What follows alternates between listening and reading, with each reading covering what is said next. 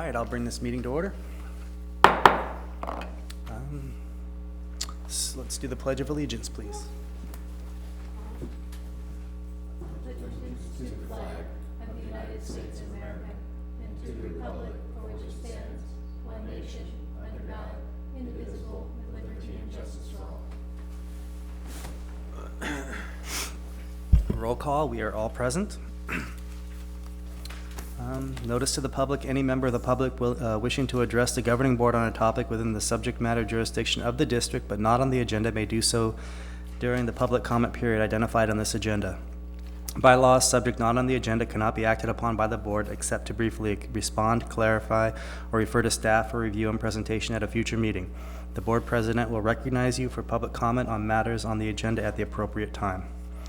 Do we have any correspondence? No. And I see nothing on our consent agenda. And do we have any public comment? I'm seeing none. Guests and presentation. Yes, we do have a guest tonight. That's Carlos Villarreal. He's from Wilton Financial Services. And he's going to be talking about the library facilities impact fee, which is this document. Yeah. Good evening. So I'm here to give a brief presentation about the fee study and go over just the basic methodology that we use to calculate the fees and just give you a little bit of a sense of what the Mitigation Fee Act does and how it governs the fees, and hopefully answer any questions you may have about the study afterwards. So to begin with, just this kind of impact fee 101. An impact fee is a fee for new facilities. It can only be spent on new facilities, and it can't be spent on operations or maintenance. And so fees are charged, it's a one-time fee charged at the time of building permit on all new development within the district to pay for new facilities to serve that development. And again, the fee is not a funding source for ongoing costs or maintenance. The Mitigation Fee Act is the government code that governs how these fees are put together. And there's 5 key findings, but the 3 key findings in general that need to be made are to show that the development will cause a need for new facilities, that the new development will benefit from the use of the fee revenue, and that the fee amount is roughly proportioned to that development's share of the costs. There's some other housekeeping findings that need to be made as well, such as defining the use of the fee and showing what the use of the fee revenue is going to be. Our basic methodology first starts with estimating the existing development and future growth. Then we identify facility standards that will guide the level of facilities that the fee will pay for. From there, we will determine the needs, the facility needs and the costs of those facilities to serve new development. From there, we'll allocate a share to accommodate growth, so the amount of facilities needed to accommodate growth as it occurs. If the methodology dictates, we will identify alternative funding sources to pay for the full amount of facilities. So in general, you can't raise your facility standards on the backs of new development. So what that means is if your planned facilities are at a level that are greater than your existing facility standard dictates, then there will be a share that needs to be funded from any other source other than the impact fee. But in this case, as I'll describe in a little bit, we calculated the fee based purely on maintaining your existing standard of facilities. So new development will contribute to new facilities at the same rate that existing development has contributed to date. And in that situation, there is no alternative funding needed. So can I ask you a question then? Sure. Your report then does not impact in any way the level of fees that we're going to be collecting? The level of fees in this case will be decreasing because the prior study was based on increasing the level of service, and it was based on a larger facility plan. Well, based on when you say based on a larger facility plan, are you talking about Greg Atkin's $25 million Go Bond library plan, or are you talking about prior to that? No, that large plan understood that there was going to be a certain amount of impact fees. In this case, because that, as I understand it, that plan has been abandoned, the impact fee is based purely on maintaining your existing standard facilities and does not estimate that a large facility will be built. It just, Well, in one place I see here where you have the current population at about 19,000, and then you have the 2040 population at 20,400. Then in another place I see where you have the 2040 population at 27,680. You have a 50% growth in one place, and you have about a 10% growth in another place. On page 3, you have 19,000 growing to 20,400. On page 6, you refer to the 2040 population as 27,680. oh, yeah, exactly. So what happens there is we calculate what's called a service population.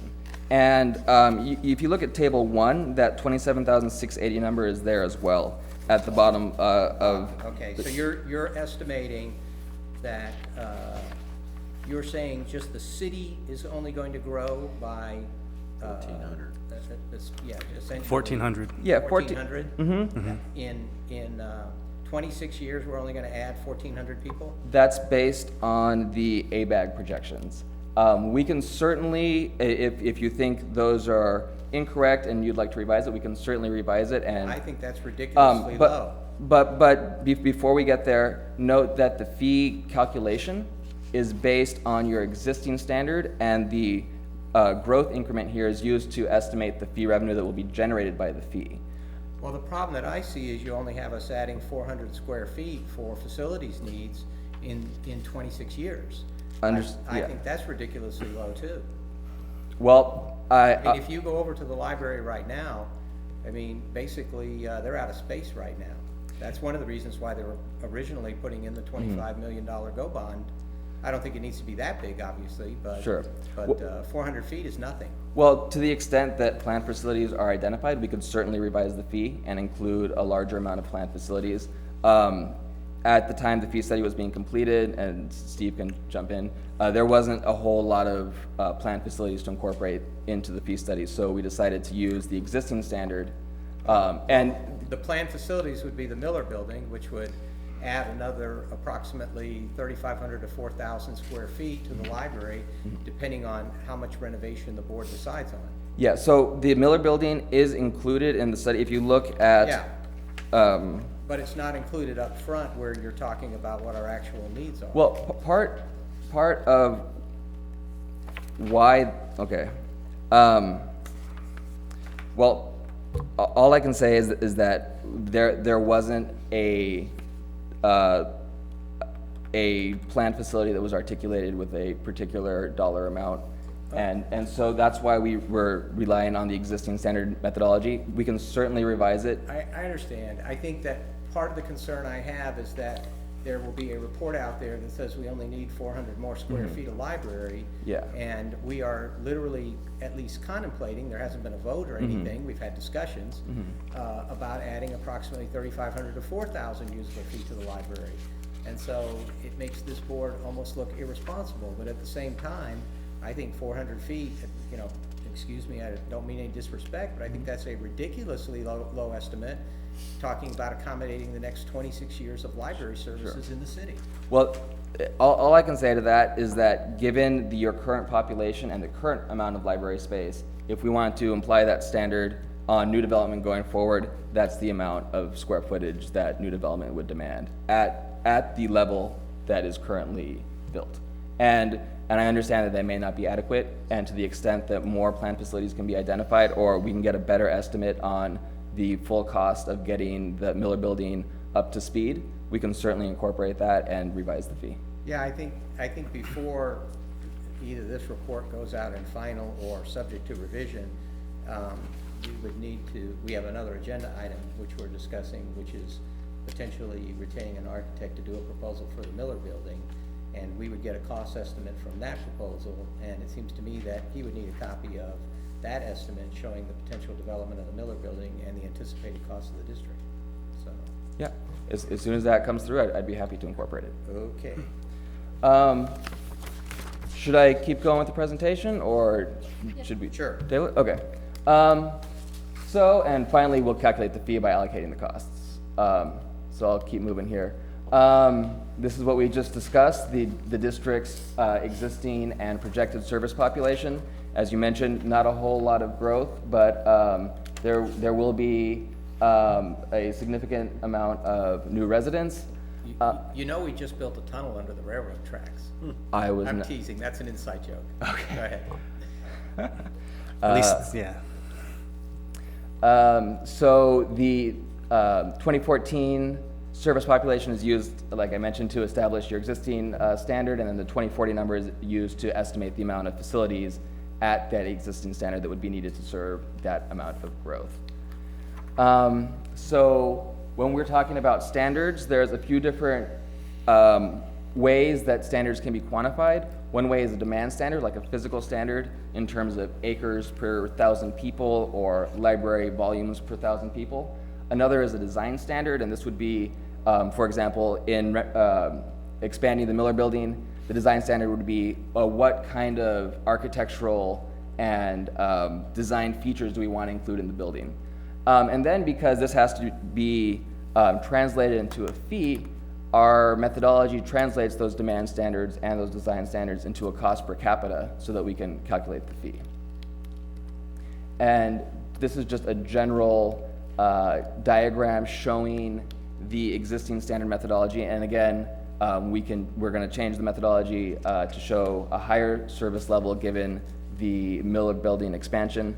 But this is just trying to illustrate that at the existing standard, new development will contribute at the same proportion that existing development has contributed to date. And how far back does that go? Well, it's based on your existing inventory. I So mean, you can argue that if you take the amount of homes that were built in the last 10 years, you can see that probably saying that until the next 26 years would be accurate If you because extrapolate. because nothing has been built in the last 10 years. yeah. But I mean, you could argue that 1,400 new homes or people will come to our town within the next 2 or 3 years because there's a lot of permits being pulled. Maybe not that many, but quite Yeah. a few.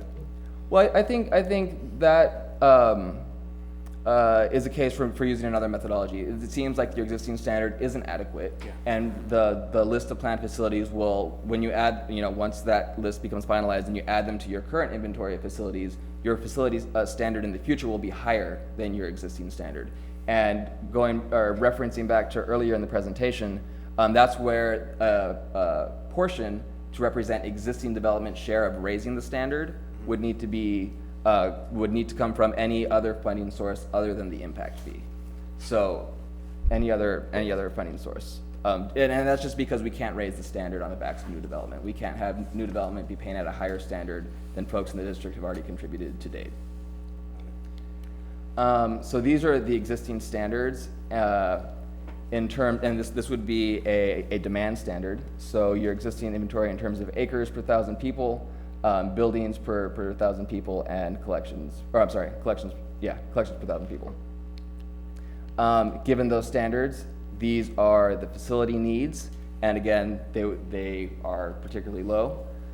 So we'll get that revised. And this would be the impact fee that would result. Again, when we add in the cost of planned facilities, the next revision will be, I would assume, a bit higher than this. But this is the under the existing standard, what the maximum justified fee I'm sorry, would be. but Sure. on page 6, where you're talking about additional facility library needs, and you have the 400 square feet, you have cost per unit 700, you're saying $700 a square Yeah. foot to build 400 square feet additional library space? So that $700 per square foot figure came from a recent engineering study done in Sacramento County. Do you ever look at the RS means estimates? Because the RS means estimates right now are anywhere between $165 and $200 a square foot. I And can, that's pretty standard. yeah. Again, the estimate for $700 per square foot came from another recent study that we did. $700 a square foot would be more expensive than a hospital. Okay. I mean, think about it. So the average house is maybe 125, 150 square foot. This is almost equivalent, I won't say warehouse space exactly, but it's a facilities building that doesn't have, that's basically an empty core.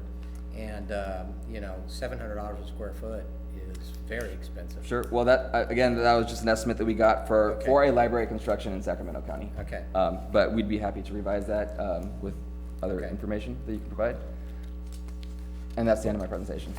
Are there any other comments or any other questions that I can answer?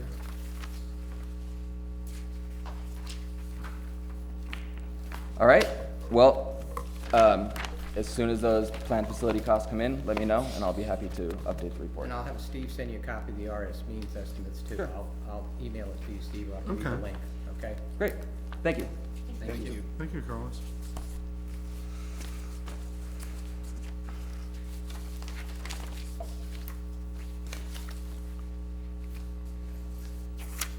All right.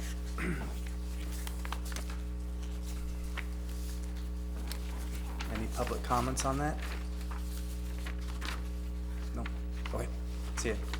Thank you. All right, director's report. Okay, first thing is the budget report. This will be the latest budget through February 28th. That represents 67% of the fiscal year. The section for salaries and employee benefits is right at 67. I think that will probably be going up because we're having increased healthcare spending, so it may go over that by the end. Otherwise, we're trying to make up in the other section, the services and supplies, by cutting back on everything besides non-essential spending. We were able to cancel the Granicus contract, so that is no longer part of our spending. Thank you for making that happen, by the way. Oh, sure, you're welcome. And for their cooperation as well. Yeah, yeah. And I'm also trying to negotiate with our telephone service. There was kind of a problem with the E-rate. We weren't getting the correct E-rate from them, so I'm trying to get a refund from them. That's I kind of thought still we were in the also gonna process. consider voice over internet protocol. We are. It looks like we need at least one more piece of technology to make that happen, which I don't entirely understand. It has to do with upgrading the PBX box downstairs. Oh, because it's a PBX system. Yeah, okay, I Yeah. get it. So it's not just, okay.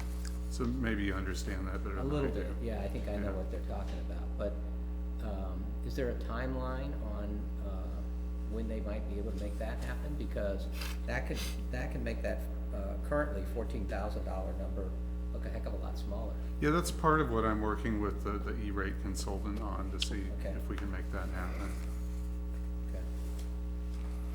Okay. Okay, any question in the budget report? Okay. Any public comments? All right, library activities. Got a few. I was part of a program that Catlin was with, where we went and read for Read Across America at Gretchen Higgins. And everybody got divided up and took a classroom. I read to about 25 kids. It was fun. And how many kids did you read to? About 25, maybe 23. 23, okay. Yeah. We also have a community art show going on, and we have artworks throughout the library. It's not a competition, really. We just had a bunch of people donate artworks to be put onto the walls to decorate for the month. So we've got that going on now. We have a scheduled author appearance on the 11th of April with Bill Paul. He's a local historian, used to write a newspaper column for the newspaper, but his new book's about the Christina Carpenter case. Oh, So- when is that, It's supposed to be, and we're still figuring out all the details, but April the 11th at 2 o'clock, it's a yeah, Saturday. Bill Paul was one of the first people to, basically come out and say that he thought, that was not a legitimate proposal. So, Yeah, it should be interesting to hear interesting. him. Yeah. Wait, so it's not coming to town? So you're saying Brad Pitt is not gonna be at Bud's? Well, it's up in the air. You know, at the district, we really have to work hard and come up with some more funds for her, I think, and then maybe it'll happen. Okay. Well, we'll read the book, we'll see. Don't give away the ending. Yeah, don't ruin the ending for me. We had a party for the Lego League. That's a program that's been going on for, I guess, 4 or 5 months now. We had 80 people come for that, and we had 5 different teams show the Lego projects that they were working on. Cool. So that was kind of fun too. Hey, when I saw that there was a movie, that you guys do movies nights some nights. Yeah, yeah. Where do you guys show the movies? I was asked by somebody, but I wasn't sure. Oh, they're just in the little space, like in between, well, right when you first come in, across from the circulation desk. Oh, okay, and it's just on a little screen? Yeah, it's on a small screen. Cool. And is it well attended? It depends. I think the last one I heard about had 6, so it weren't that many Oh, kids. okay, yeah. But I don't know how many people came to the Big Hero 6 was the last one they did. Yeah.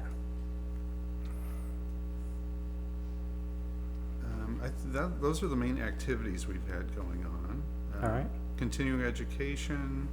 I started taking a management class online yesterday, and we've gotten people signed up for American Library Association in San Francisco. Susan, Adrian, Heather, and I are all going to that. So All right. that's pretty much that. Any questions on the director's report? Any public comments? All right, ongoing business. The next thing is the Wilden report, which we just heard Carlos's presentation. I would move that we postpone approval of that pending revisions based on Miller Building studies. We're not under a deadline, are we, to submit that before our next meeting? I don't think so. Then I would move that we postpone an action on that item until after he's had the opportunity to review Miller Building cost analysis. Okay. All right. So And the other cost, right, the $700 cost. needs per to square be- foot. Needs to be Construction reevaluated. cost.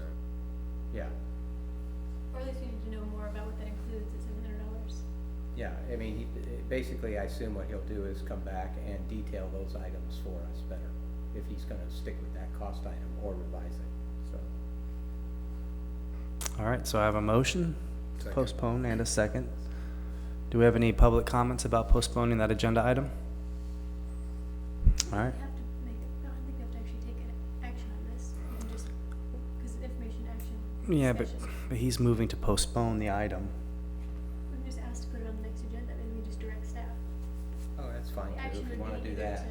to, Okay, action would be either to approve it or to not approve it. or postpone it, but that's fine. Either way is fine, you wanna Yeah. just give him direction instead? I Yeah. can withdraw my motion. All right, so Joe withdraws his motion, and we'll maybe look forward to this at the next agenda. Okay. Thank you. Thank you, Callan. All right, approval for the minutes from January 22nd, 2015. And we will look for an action on this item. Okay, there's a motion. Do we have a second? Second. Okay, do we have any board comments about this before do we have any public comments? All right, all in favor? Aye. Okay, update on Miller Building. Yeah, I've got a proposal from Paul Roberts that I've handed out to you. This is what he sent me over. I know Joe has some comments about the scope of the project, but I was just trying to get some sort of ballpark figure from people. I'd seen 3 different people. Joe Albertazzi gave me an estimate of $250,000 to $300,000 for the whole project and to connect the buildings. Paul was the guy that came a year ago and gave the presentation to the board about whether the Miller Building was structurally sound or not. So I had him come out and do another look at things. He was unable to give me a ballpark estimate without, on page 2, going through close to $10,000 for him to come up with a more detailed scheme, to come up with a plan for what we might do. I think this is extravagant and misses the mark. Really, none of these options, the way he's written them, are really the most practical ways to proceed with the building. The practical way to proceed with the building is first floor, public use and library facilities with the Friends relocated to the back corner. And then second floor, so you don't have ADA expenses, which can really increase your construction costs.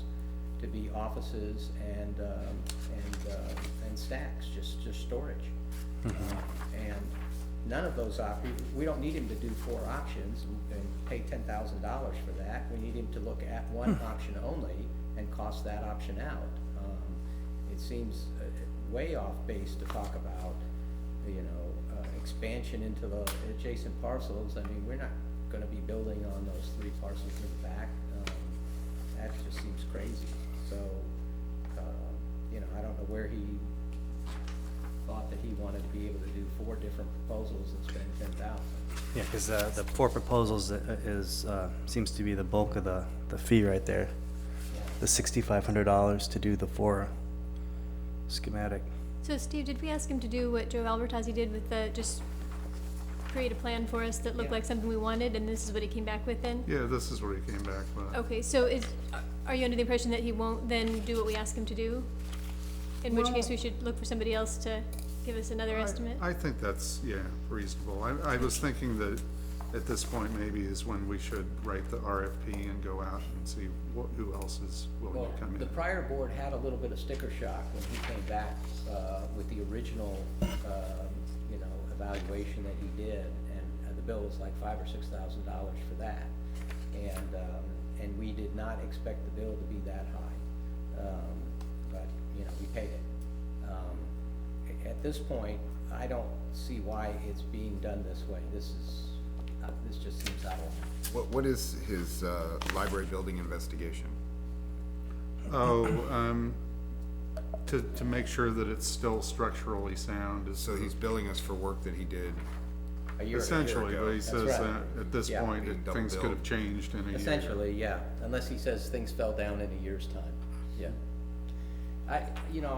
We don't necessarily have to vote, but I recommend that we go find somebody else and basically work with that person on the one option that we're really talking about and trying to flesh out the details of. But maybe we do need to be clearer in an RFP on what that looks like. Okay, And it's not, are we considering 2 options? One with the development of the second floor as office and storage space, and one without? no, you'd do the whole thing, and you'd wanna do the whole thing at the same time because of plumbing and electrical. But essentially, what the proposal that had been previously discussed and that I had originally recommended, the first floor would be connected to the existing library. The 2 buildings would be connected, not Carnegie, but the main library. It would all be public access and ADA accessible. The bathroom in the back would become ADA approved. There would be no longer any lease space. First of all, we can't use Measure L money just to create lease space anyway. The automobile tenant person, the driver's school we would either give notice or we would wait until their term was over. The back corner, where the current stacks are, the side door that's next to Carnegie would become the new Friends of the Library location. It would be improved, it would be renovated and reconditioned, and it would become the Friends of the Library space, because you need the front space as part of the public access and stacks. As long as you have an ADA office on the first floor, an employee office on the first floor that is ADA accessible, the second floor then can have offices that are not ADA accessible, and it can have stacks. It would not be an area open to the public. That way we don't have to have an elevator or other ADA improvements made to the second floor, which could be very expensive. But the law would require that we have a reasonable accommodation for anyone who's disabled somewhere within the space. And so it would have to be on the first floor where the rest of our ADA improvements are. So the first floor would be additional library space, conference room, and ADA-approved employee office and ADA-approved bathroom. The second floor would be non-ADA-approved offices and storage and not accessible to the public, employees only. The back corner, where we currently have the stacks, would then become the Friends location. And all of that would be the entrance to the main entrance right now to the driving school. Those glass doors would just become an emergency entrance.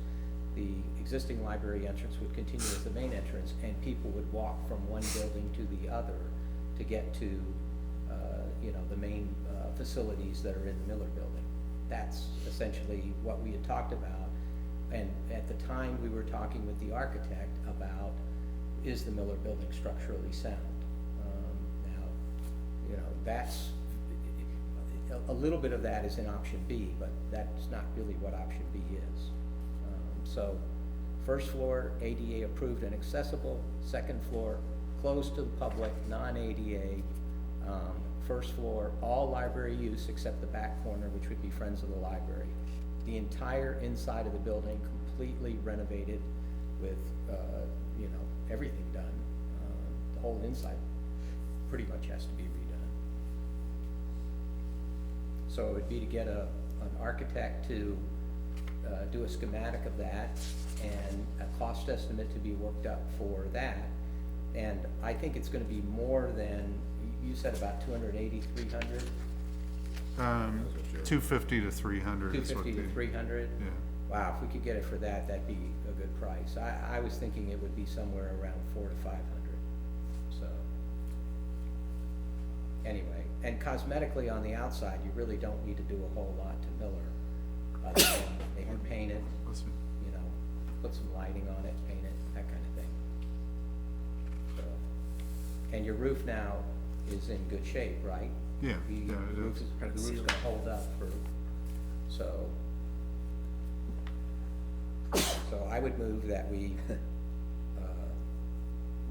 or I would ask that the board give direction to you to go find a new architect or engineer to, you know, provide us with a schematic and cost estimate for that design. And that and not any of these other options. I think we need to create an RFP and go out to bid. I think we need to do something that gives people a chance to look at it, and I mean, we're a government agency, I think we probably Yeah. shouldn't just be selecting architects on our Well, own without the any. architect is a small enough amount of money, and that's fine, but you're right, for the construction, absolutely, we should go out on an RFP once we get the cost estimate, because that's gonna be anywhere from a 250 to 300,000 or even higher project. So the RFP for construction, I absolutely agree. For the architect, we're only talking maybe, once this is correctly done, we're talking maybe $3,000 or $4,000 to do it the right way. Don't we need to, have that documented, what you're suggesting, and have the public make sure that that's exactly as they see it, just as you Yeah, described? we can, why don't we do this then? Why don't we put it on the agenda for the next meeting, and I'll write up what I'm talking about. Have Steve do And, that, yeah. and we can actually have the public Comment on consider it. that and comment on it, And if and that's then the go direction, forward from there. that would be Wanna how do it I'd that say. way? Sure. Okay, I think that's the right way. that's fine. Okay. Is that sound good? Yeah, That's probably the best way to do it, because that's the clearest and most transparent way to do it. That's right. So rather than just Do talk it over the mic, you're right. Exactly. Yeah. So I'm a little confused. What's my directive now? I will suggest an agenda item for inclusion in the next board meeting that is basically a rough draft of what I just said in terms of the footprint of what the Miller renovation would look like. And you need to And invite review input that from- yourself and see if there's anything else that you're Yes. possibly missing, either with staff or others, and make sure we bring that back, and then public will make comment on that.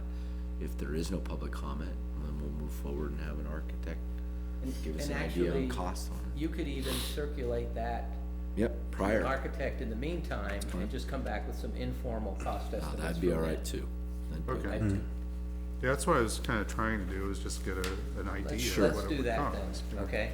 And so you can shop it after I write it up. Yep. Okay, sounds good. Sounds good. Okay, All right, you have your direction, Steve? Yeah, Okay. All right, new business. okay, we had talked last time about the audit.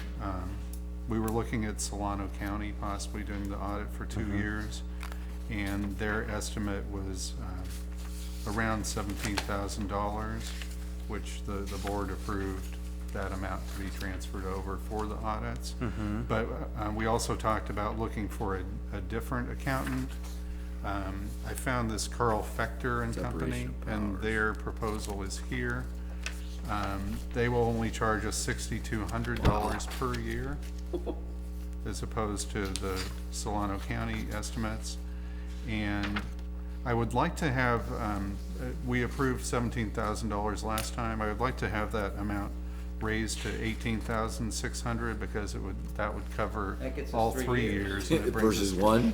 And it brings us current. We were only gonna get one from the county, The correct? Solana was gonna do 2 years. Oh, they The were? 17,000 Well, was that's 2 generous years. of them, okay. Yeah. Still made it, still. For that But third the- year? For 18,600, we can do all 3 years and bring it current. I've contacted several of the references, for Fector's past projects, and everybody said that he was really good to work with, and nobody really had any issues with the quality of the report or the disruptive nature of the audit, so. Okay. All right, do we have any questions? It looks like we need to actually raise it to, 18,900, Is it is that the number 18.9? that you said? No, I had written down 18.6. We have It's Well, $300 there's a No, direct 300 engagement direct cost. Yeah, Printing, 18.9. 18,900. 18.9, okay. 18.9. All right, do we Are have we any? going to, wait, are we gonna have to add another 1,600 down below because Yeah, of the the 800 2.5%? For each year, we'll not see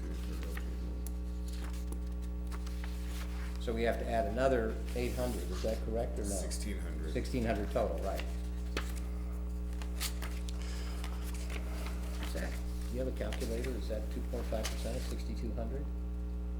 620 plus 620,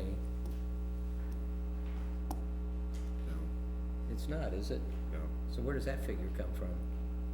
It says their direct engagement cost this year is 300.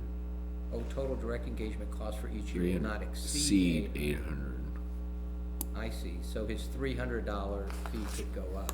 Yeah, Well, why don't we add in? But even then, Yeah, we're way lower. it's not gonna go up to $800. no, so let's add 2.5% for each of 2 subsequent years, which would be about, well, 120, about $150 each.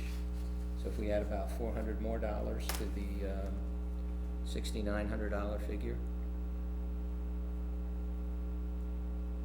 Yeah, 2.5% of 6,200 is, 155 $155 so we're adding another additional 300, so And- we're at 18,900 plus.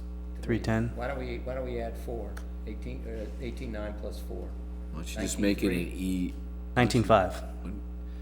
Do I hear Are we 20? do 20? Jeez, why don't we just make it an even 20 Yeah, and not let's to just do exceed it. 20? Let's just Not to do- exceed Not to exceed $20,000. 20,000, okay.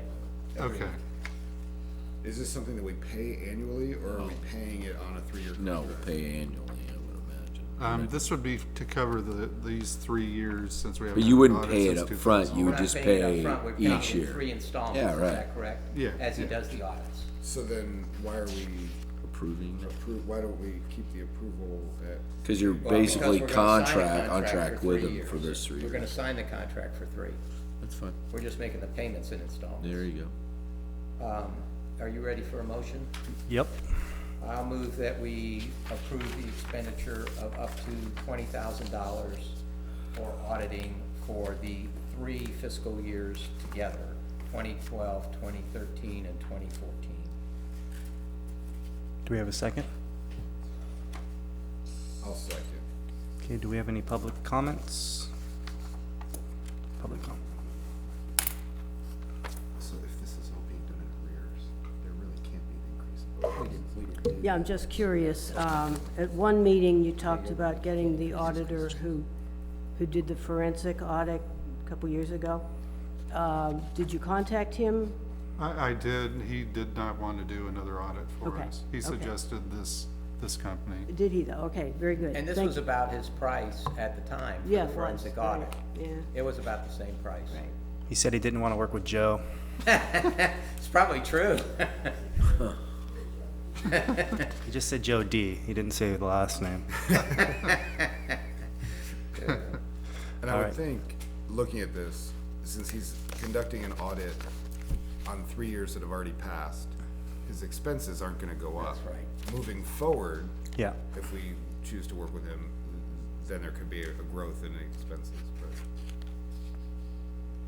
Yeah, Do we- that makes sense. That makes sense. Yeah.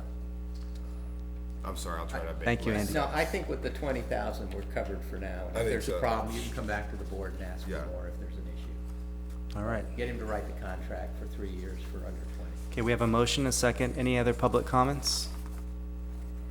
Any other board comments? All in favor? Aye. Okay, the next one is about, Mrs. Pereira owns her house at 190 East C Street. And evidently, the library district has the right of first right of refusal for that property. Okay, she has not given you proper notice unless we don't have all the documents. She's required to give you the following information: purchase price, the method of purchase price payment, the amount and terms of any proposed financing, the amount of the earnest money deposit, the time and location, close of escrow, name of proposed purchaser, and any other material conditions in the contract, or give you a copy of the contract. Did she do that? No, this is all that I have. Well, unless you get a copy of the residential purchase agreement or a notice containing those terms, you don't really have all the information. You must be Miss Perea. No, I'm her daughter. Oh, Oh. okay. Do you have a copy of the contract, or can you provide Well, this information? that's if we get a bid. Okay. We don't have the bid yet. Oh, so so you're just what- putting us on preliminary notice? Well, actually, we're Asking us to asking if release. you wanted to even extend the first right of refusal. Can I ask you a question? What did we pay you in the beginning for the right of refusal? Nothing. It's good faith. But why would you give us a right of refusal if we paid you nothing? There had to be some You were option price or interested option in- money. No. Mr. Atkins must have paid something for this. No. You bought the property next to it from us. Okay, so in consideration But- for buying the property next door at the price they paid, he also got this option? It was good faith. It's They good. wanted it. If we Why- didn't want why the would you- building, I why not give understand, it to but the why would you ever library? give an option to somebody without getting consideration back? We didn't need Can I have consideration. an option on your house then? Yeah, You don't want that. because you're not going to get anything for it. You're either gonna take it or not. Yeah, I understand that, but this So- would make a difference to you in terms of, basically what the market is out there, because somebody may not want to make an offer on the property if they thought it was going to be bought out from under them by the district. Well, we would have come to the district if we thought you still wanted it. This was Okay. part of the old plan, so, So on the record, you're telling us absolutely zero, nothing, nada was paid to get this option? yes. Directly or indirectly? Can we just rewind a little bit? Yeah. Sure. I mean, I've got a sick mother I'm trying to take care of. We have to get rid of the house. Can we rewind even further? Okay. Can someone explain to me, please, this first right of refusal? What is this? I wasn't on the board at that time. From what I recall, Okay. we planned on building the library planned on building a new facility. Whether you call it a Taj Mahal or whatever Mr. DePola would like to call it, it was supposed to be a pretty big building. The library at that time bought up a few parcels of land around the existing library, not including this particular facility, this parcel of land. But your mother agreed, or whoever agreed to give us the first right of refusal if we did in fact build the big library before you sold the property, Correct. and give us the option to buy it, to add to our collection. That way we would own pretty much the whole block. Well, the consideration was that we paid $500,000 for the purchase of the other properties. Isn't that a fair statement? And so we paid But collectively but- for but- that but- plus but the- the but the- option. I don't know if that could be called a No. consideration. Because the other That- property- Our consideration was, well, we Well- wouldn't want to stand in the way if we weren't going to own it anyway. Well, and the other So- properties weren't owned by you, correct? Yes, they were. Oh, they Two of were. them were. Okay. Yes, So, the two so adjacent. it might House imply, immediately next door. so it might imply that the Vacant lot, right? The vacant lot, which also has the estoppel on it, and And the cinder block house. and the cinder block, yeah, the building, Right. which used to be the Moose Lodge. And the consideration for those was about $500,000, wasn't it? 550? I don't believe so. Wasn't that high? No, it was not that high. Which was fair market value. It was fair market value, we thought at the time. And they came to us. We weren't even looking to sell it. so fast forward to now. So they- wait. So at the same time that was executed, so the library bought those two properties. Yes, At the same time, you granted a first right of refusal on this other property as well. should it leave our family. So in other words, Yes. the library got, you guys in good faith offered that up. Well, we were requested for that. And you said we fine. Sure. And you said If we fine. don't want it and you guys want it. So the answer is we were buying the other properties and as well, they asked for that and they got it. And it sounds like there was no consideration. Now, was this part of the property that the library also had a parking?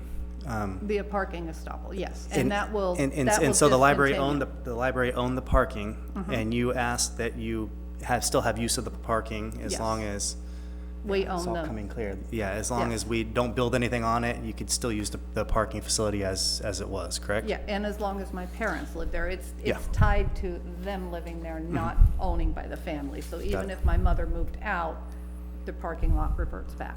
Okay, so fast forward to now, your family would like to consider selling that property, Yeah, and but they want to know if we want, if you still want the wanted to- first right of refusal. yeah. That's, So we it want was it on- pretty simple. and I'm not, Okay, I understand what you're saying is very simple, but I also understand the language of the agreement, which says that the first right of refusal is supposed to be presented when you have an offer.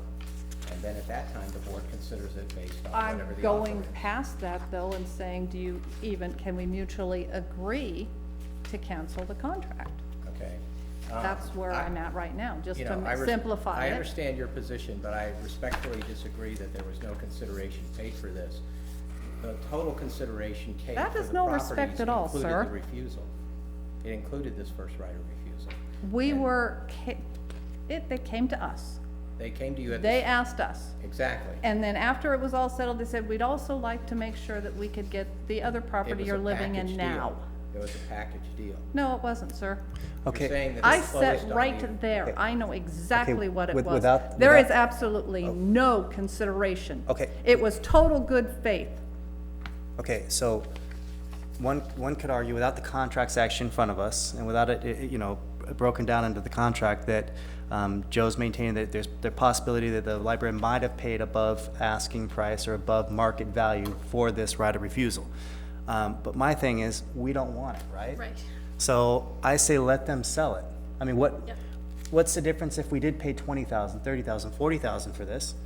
We don't want it. I mean, unless you want to buy more property. No, what I'm suggesting is that if there was some sort of consideration involved originally, then that consideration should be returned to us. That's There was was not. There was not. absolutely It's no clear in here that there was consideration.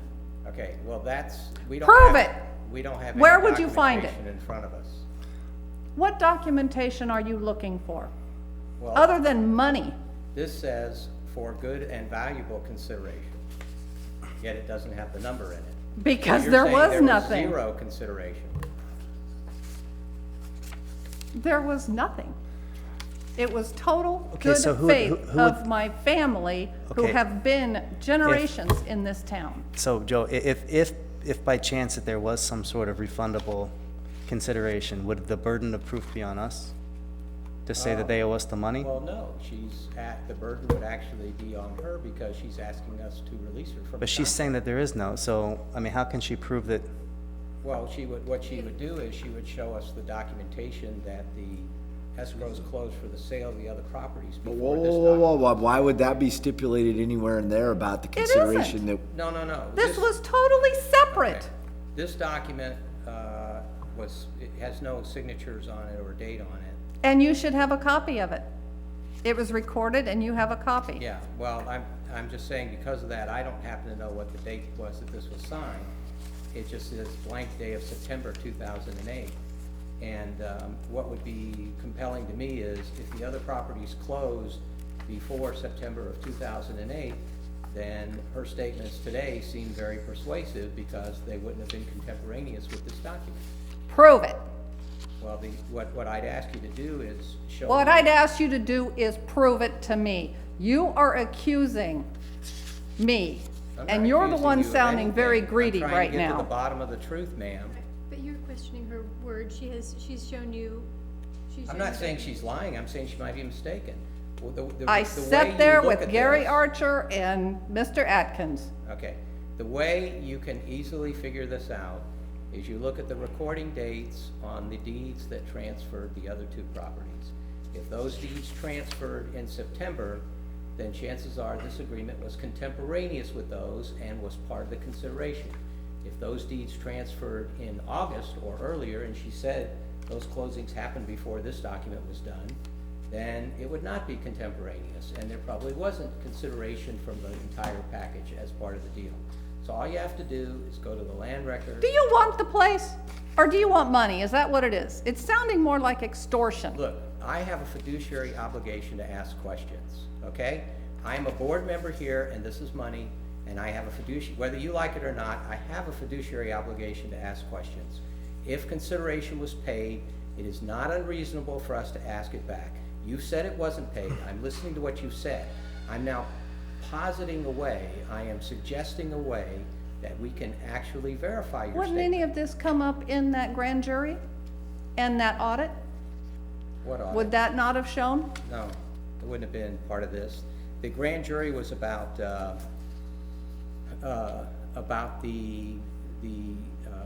I mean, it wasn't broken down at this kind of a level. It was about the overall expenditure of the general funds and building funds of the library and what resulted from So, that. so I don't want this property. I'm pretty sure I speak for most people in town. We don't want to buy this property because we're not going to use it.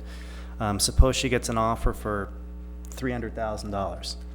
I'm pretty sure we're going to refuse it. So why don't we let her get offers? I'm not suggesting that we would buy the property or that we even want to make money on the property. What I'm suggesting instead is that we at least do the minimum due diligence to determine if this says valuable consideration passed. What consideration, if any, and she says none occurred, passed at the time this option was granted. So even if there was, Joe, okay, let's just say there was, and I'm saying there is. No, I know. She still has, all she has to do is sell the or put it in the contract. We get a first right of refusal, because we have one. She's gonna come to us, we're gonna say, Right. no, we don't want it, and she's gonna sell her property. That's So wait a minute, so my question to you is, if in this point we can agree we're not going to buy it at some value, then why wouldn't we release her now?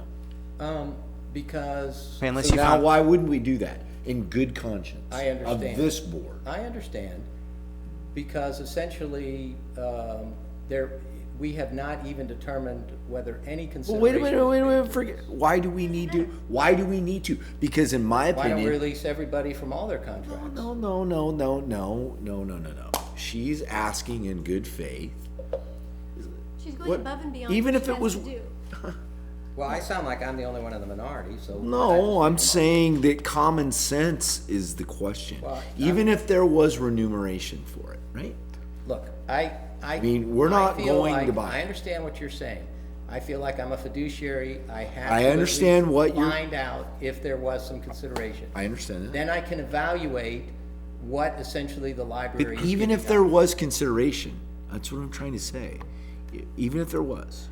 I mean, are you assuming there'd be If some there's I sort of, can't prove something that doesn't exist. So are- Oh, no, Wait, you no, could. I know- If your property's closed I'm early, not asking you to. then that proves it to me Trying that to there's no make a common consideration. sense argument.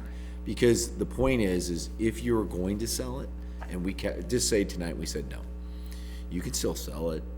Then It's you- just the it's a pain- delay It's a and pain to everything come to else. us, Yeah. I agree, I understand that. So what I'm trying to make is the common sense argument that, do we want this property? And if you wanna go through and try to find out, you're trying to come up, make it simple for, I understand.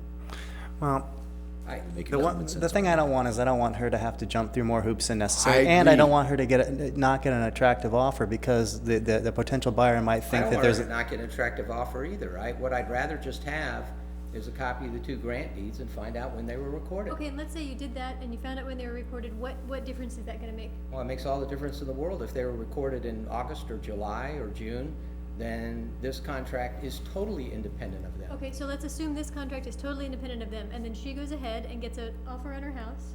Well, why would we do anything at that point? Because at that point, her statement that there was no consideration involved would be a correct statement since it was not a package deal. She said this was done after okay, what if it was, okay, closed. what if, worst case scenario for her, what if it was a package deal? I mean, are you, Still, it still goes back to my point. As to what you're It saying. goes back to exactly what I said, which is, do we want the property? No. And if the Well, it goes answer is, back to John's argument, which is if we paid more than fair market value for the other two properties, So- then that excess is essentially attributable to a right of first refusal. okay, so are you assuming that part of that right of first refusal would be a refund? I'm If, assuming that the if we, board if would- we allowed her to sell, we'd be refunded some sort of the it difference? still doesn't matter. It Well- still doesn't, right, John? It doesn't matter, because all she has to do, it does make it a pain, I understand, is come to us and say, she's gonna offer for 300,000. Well- We're gonna go, no, we're not gonna buy it, thank you very much, and she's gonna sell her property. So it's not, although I somewhat understand what you're trying to find out, the answer is it still doesn't matter. Well, We're then- not gonna buy the then property. I suggest you make the motion, and it seems to me I'm outnumbered, and, you know, majority rules. All right.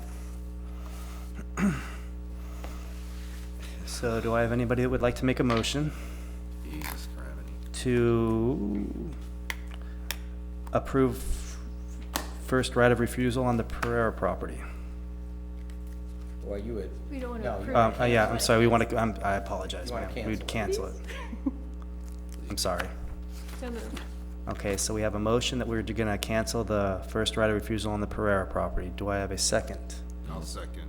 Okay, all in favor? Aye. Aye. Opposed? Nay. Okay. Have a good evening. Okay, proposed revisions to District Policy 4001, Rules of Conduct. Yeah, that's, this one, it's a two-page. The background on this is that we have, one person in particular that comes to the library pretty much every day. Is she still coming? Huh? Is she still coming? Yeah. Okay. And, we assume that she's homeless. I've talked about it with, Cookie over at Well, Dixon Family that Services. shouldn't be relevant to this particular rule change, whatever her socioeconomic condition is. Okay. Or any other, any other descriptive of her. The only descriptive that matters is whether we're going to, change a rule, based on obnoxious smells or not. So it's really not appropriate for us to consider any other characteristic of the person, okay? This applies to anyone, no matter what their race, national origin, socioeconomic background, anything. This should be evenly applied. Okay, all right, thank you, Joe. Can I say that You would just say there's a patron that comes to the library that has an odor that other patrons consider offensive. yes, That's essentially how it would be said. and a couple months ago, I was leaning towards just non-enforcement of the policy, but since then, I've had 3 different people say that they won't come to the library unless we do something about the smell. So, to me, that was kind of the tipping point that we should examine this and come up with some sort of policy.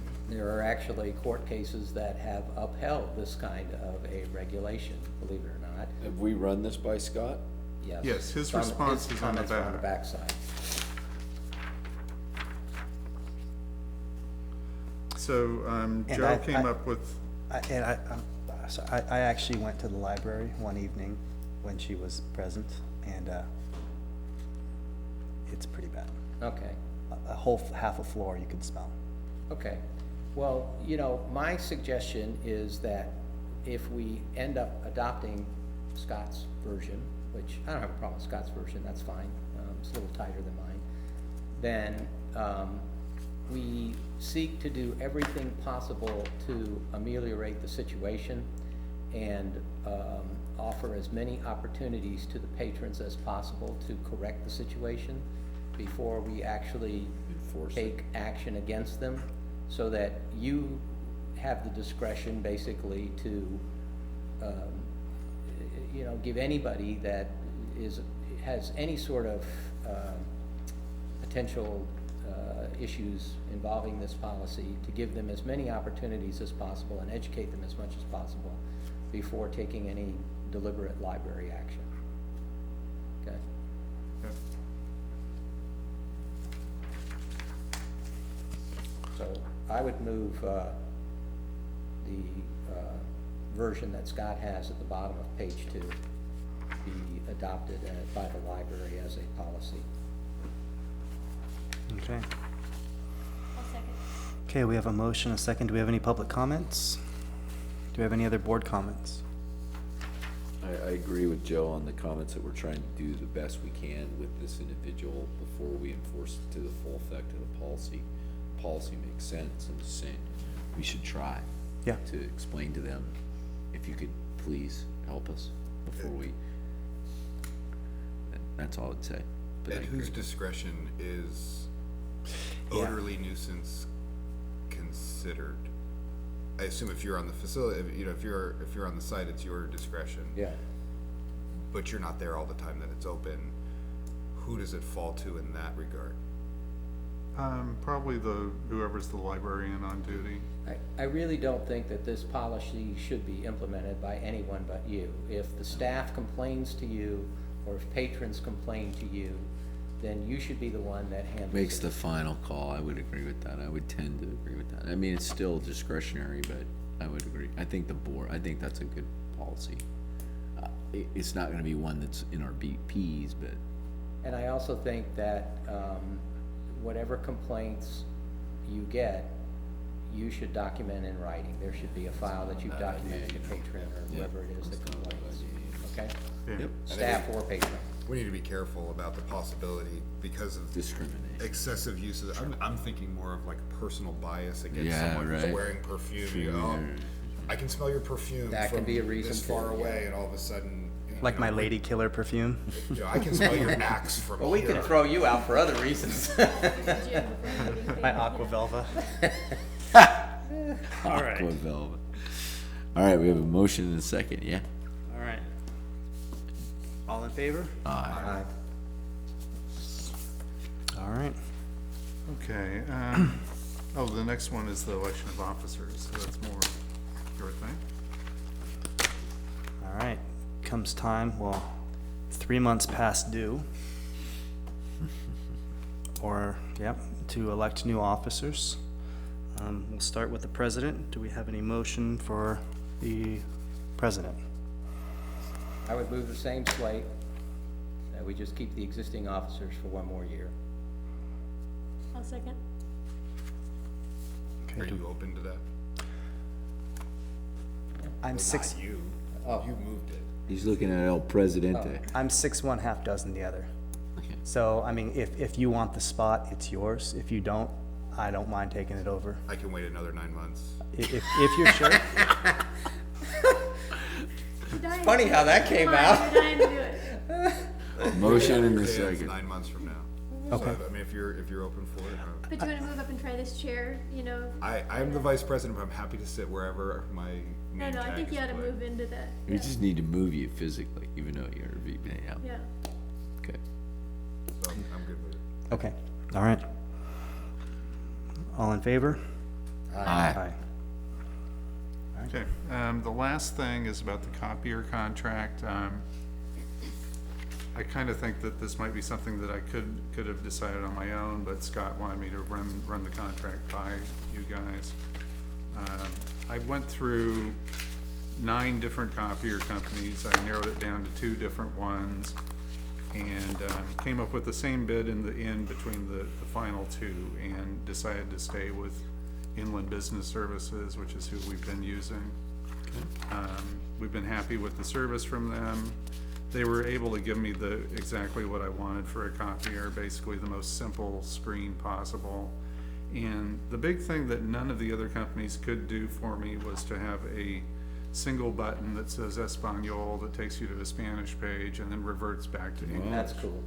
Every other one, you could get it to the Spanish page, but then it would just stay there. Someone would actually kind of have to come and find the right button, so it would go back to English. But this is supposed to be set up where it'll just go back to English automatically. Our current lease contract, which was negotiated 5 years ago, was $725 a month, and I've gotten them down to $453 a month for the next 5 years, so. What about equipment upgrades? Are they willing to upgrade equipment at all, or are they just gonna continue to service the existing machine? We're getting a different copier, and they're throwing in a different printer, a new printer for us. Okay, The other printer we have is from 2007, and it's hard to find replacement parts on it. Yeah. The people that service it don't really even know what to do with it at this point. okay. They've also agreed to get us out of our current contract, which was up in October, and to ship back the old copier and insure it too, which none of the other companies were willing to do. Okay, so we're gonna give him back the old one with no right of refusal. Okay? Had to do it. All right, so, do we have any public comments on that? Any board comments? By the way, just a comment off the record, so to speak. Have you seen the cinder block building that we bought? Have you ever been over and actually toured that building? No. I had the pleasure of doing that. So if you thought the Miller building was bad, you should see the Perea house. Not, I shouldn't say Perea house, because it's not their house, it's a cinder block house. But She that said was it used to be that the was the Moose improvement Lodge? we bought. Yeah. Yeah. Awesome. All right, all in favor? Aye. Oh, I'm sorry, is there a motion? I'll move. Second? I'll second. All in favor? Aye. Aye. And any announcements? It's not on our agenda, but any announcements? We had talked, Steve and I, about those lots in the back and, you know, how to make use of them, and we should begin to consider agenda items about what we're going to do with those lots, and it's everything that's in the chain link fence area on the backside. And there's really two possibilities at this point that have been, you know, suggested. There aren't many more others, but Victory Garden or Community Gardens, or you know, just holding it for the time being and let some future board decide whether they need it or sell it to a developer or something like that. So I think we should maybe agendize at least a discussion at a future meeting of what we're gonna do with those 3 lots. How soon do you want to discuss it? It's not that important right away. It's whenever you wanna do it, or whenever anybody has a good idea about how to put it to use. Okay. Anybody else? All right. Meeting adjourned. A little over your regular time. Yeah. I do need a couple signatures. I need one from you guys. Yeah, I shot my mouth off too much. Hey, Andy, I want to talk to you about a map